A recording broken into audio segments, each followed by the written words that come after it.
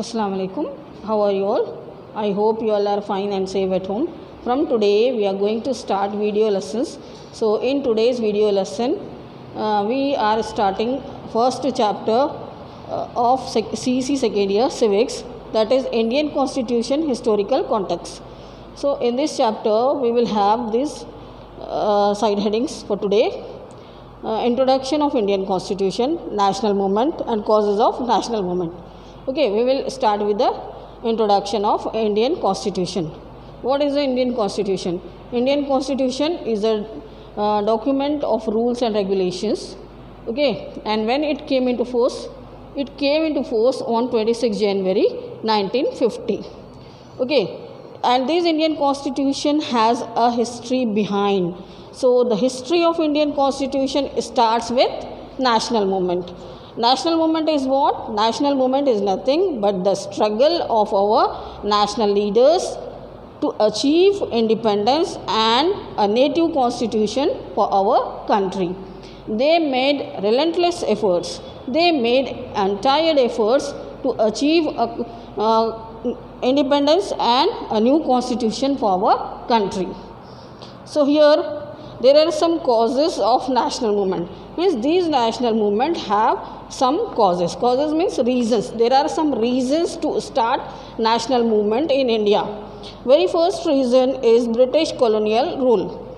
British colonial rule has both positive and negative impact on Indian society. In its positive impact, they have a concrete administrative system. Means their administrative system was concrete. Means their administrative system was very strong. And they have vibrant judicial system. Means their judicial system was also energetic. And they contributed towards the development of infrastructure in our country. Infrastructure means fundamental facilities like roadways, railways, communication, like telegram and all. So they contributed towards this all. So this has a positive impact on Indian society. On the other hand, they have negative impact also. Means they were exploiting our economic resources. Okay, economic resources are divided into two. They are human resources and non-human resources. So they are exploited by Britishers in India, and they drained our wealth, Indian wealth, to England. So in that way they have a negative impact on Indian society. So this is a cause of national movement. Now come to the another cause, that is English education. Okay, British, they introduced English education in India. Okay, with this English education, our middle class, our educated middle class learned core values, learned political core values. So we will see here what are these core values. These core values are liberty, equality, justice and democracy. Okay, so they observe that, our educated middle class observe that Britishers are not practicing these core values in India. Okay, they are not practicing this in India. So it created an anger among the educated middle class. They in turn educated our masses and questioning the Britishers. Got it? Now come to the another cause, that is economic exploitation. Okay, exploitation means misuse. They were misusing our economy. They transform India into their colony, and they use Indian raw material in the industries in England, and while dumping finished goods in Indian markets, and they avoid any type of competition from our industries, okay, from our entrepreneurs and small scale industries. So it created an anger among the entrepreneurs and small scale artisans. Okay, so they in turn actively participated in the national movement. Now come to the another cause, that is famines and acute poverty in India. Okay, famines and acute poverty. Famines means scarcity of food. And acute poverty means very extreme poverty in India. Okay, Indian experienced many famines during 19th century, particularly in the year 1873, 75, 77 and 1895.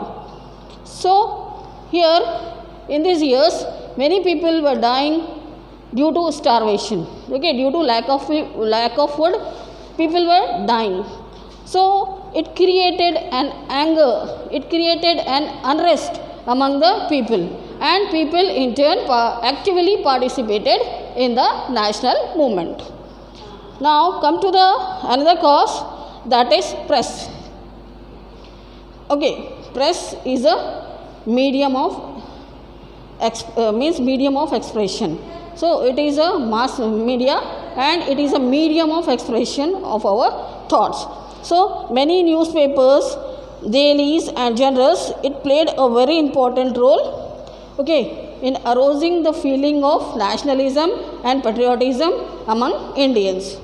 So notable among them means the press, notable among them were Amrit Bazar Patrika, Kesari, Patriot, The Hindu.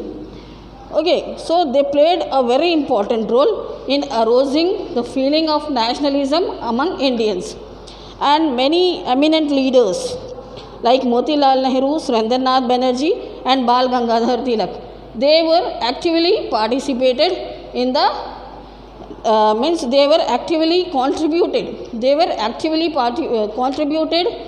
in arousing the feeling of nationalism among Indians through the medium of press. Okay, so these were some causes of national movement. Okay, so very first cause is British colonial rule. What did we read in British colonial rule? British colonial rule have both positive and negative impact on Indian economy. Okay, now in English education, British introduced English education in India, and due to this English education, our educated middle class learn the political core values of Western societies like liberty, equality, justice and democracy. Okay, now another cause is economic exploitation. Economic exploitation means they were exploiting our economy, Indian economy. Okay, and famines and acute poverty. So here what did we read? Indian experienced many famines in the year 1873, 75, 1877 and 1895. Then last one is press. So press also played a very crucial role in arousing feeling of nationalism among Indians. Got it? So that's all for today.